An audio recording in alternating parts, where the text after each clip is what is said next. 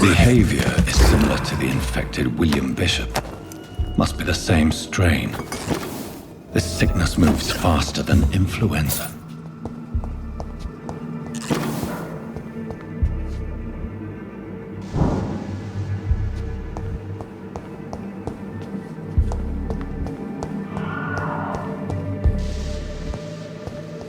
Balls of Mars, fortifiers. As popular as they are ineffective. But they do contain iron tartrate, and that might prove itself useful.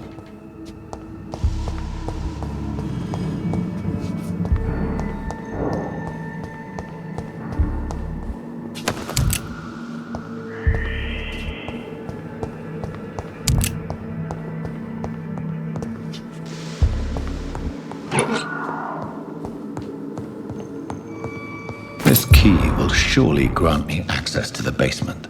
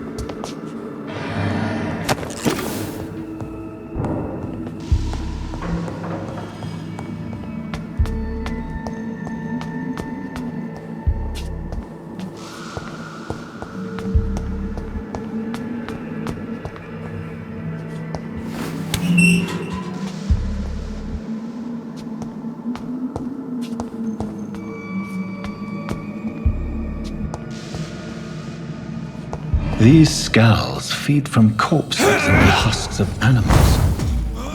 They're not after blood.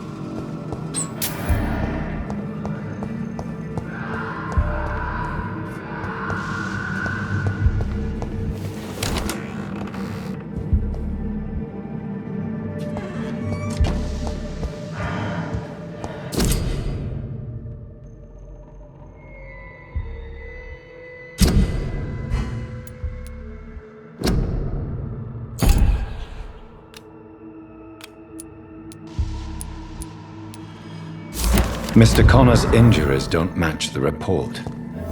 I'd better look into this. It's locked.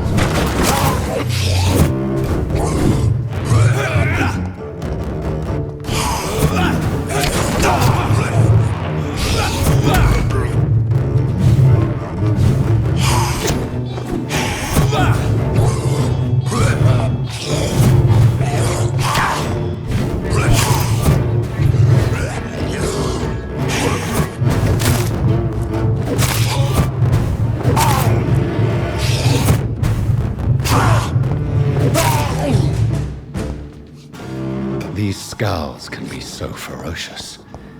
I'm not sure I can defeat them without becoming stronger. To drink blood is so tempting.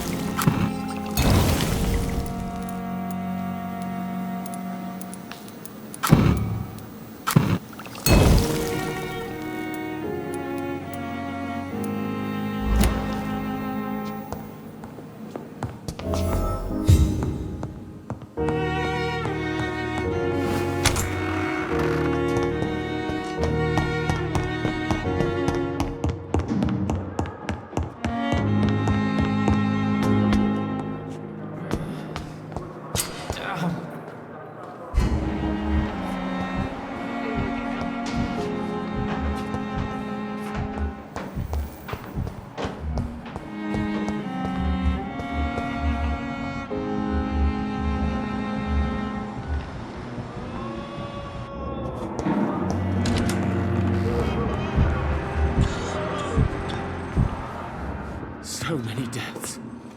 And still more coming. Finally, you've returned, Doctor. Did you find anything of value?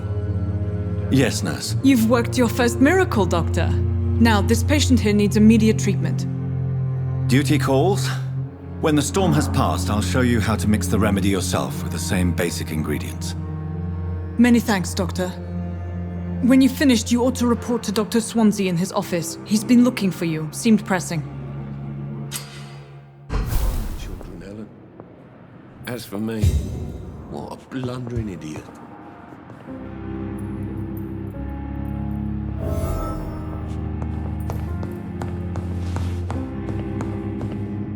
I'm so tired. Will this shift never end?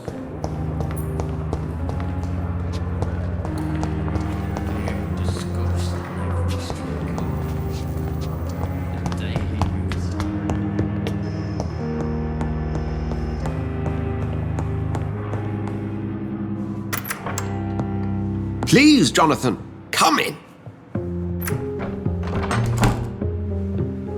Fascinating, is it not? In the last decade, so many mysteries have been brought to light with our microscopes. The human body, biology's penultimate frontier. The more we explore its boundaries, the less we're able to trace a clear line between life and death. You, my friend, have a foot in both countries. The view must be vertiginous. It's at least as vertiginous as chatting about vampires with you, I would say. This must be all so new to you. This area of town, the hospital, a brand new life. How stimulating it must be. I wish I could share your enthusiasm, Dr. Swansea, but my condition defies scientific categorization. Undead? Unalive? Immortality defies logic. I cannot express my thrill at this serendipitous turn of events. The world's most eminent specialist in blood transfusions, a vampire. One might say a gift from heaven.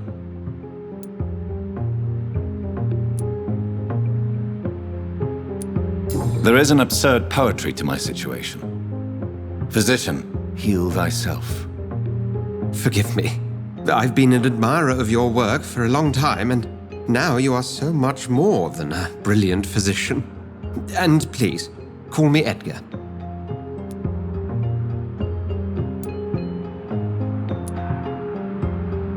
I'm not some doe-eyed student, Edgar. I understand we both have something to gain from this relationship. Very well. I have a task for you, Jonathan. Something that will require all your newfound skills. Please, go on. The Pembroke only survives through the generosity of our benefactors. Unfortunately, our main donor has found herself in a bit of a bind. Now, if you could help her out... A spokesman or politician is what you need. That's not my calling. And until I come to understand what has happened to me, I require discretion. Discretion is in order, Jonathan. Lady Ashbury has recently received rather indelicate correspondence that, if revealed, would jeopardize her position. And you would like me to eradicate this threat? By the stole, of course not. I would just like you to pay her a visit. Her ladyship is certainly near the tents outside, tending the sick. You can't miss her. Look for someone impossibly delicate. Accepted. I'll see what kind of trouble Lady Ashbury is in.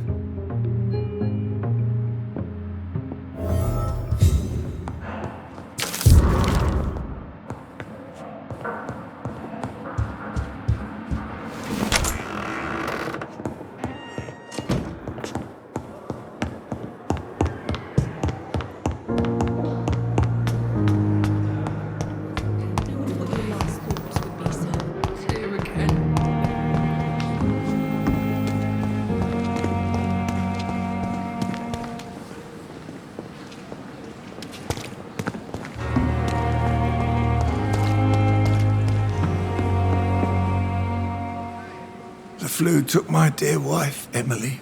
I take comfort knowing we'll soon be together again. Mr. Rainfield, that's no way to talk. You're in good hands here, and we'll be up again soon enough.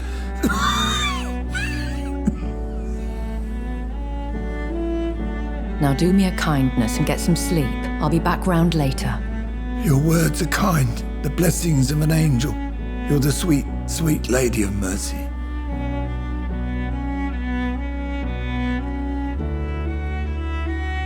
Good evening, Dr. Reid.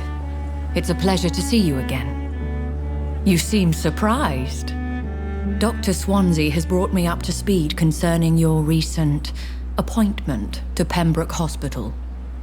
You're a the lady who saved me that night, before vanishing into thin air. I remember you from the pub with Dr. Swansea. Indeed. Allow me to introduce myself formally this time. My name is Lady Ashbury. I remember you well, in spite of the brevity of our encounter.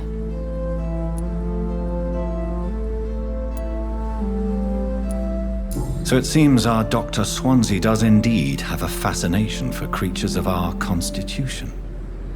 Dr. Swansea is a remarkable man. Dedicated, one might say, obstinate? He spent years compiling our bestiary. I hope you're more disposed to answer my questions now. You must have countless questions, but our rather urgent matter first. Swansea has explained. My cover, if you prefer, has been compromised.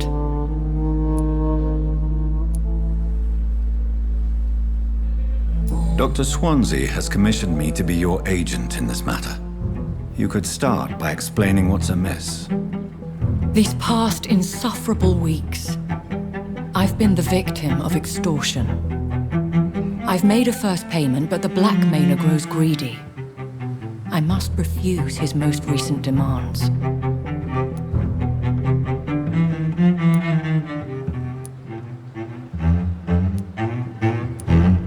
Who would be so foolish as to threaten you, a kindred spirit? Even if it were the case, and I highly doubt it, a vampire would have asked for something more valuable than money. My suspicions lean toward a patient or their family. If we're dealing with an ordinary criminal, surely you've the means to deal with it yourself, if I may. As immortal tradition doth dictate, all fangs and hypnotic eyes ablaze, the blood would run like a river. That's what I hope to avoid. Violence has a tendency to spiral out of control. Please continue. Every detail is essential. I'm your man. My embarrassment in this matter is eclipsed only by my shame at having put the hospital at risk. The threat from our anonymous scoundrel is clear. A list of dates. My visits coinciding with the dates of suspicious patient deaths due to massive blood loss. Is it true? Now aren't you the blunt one?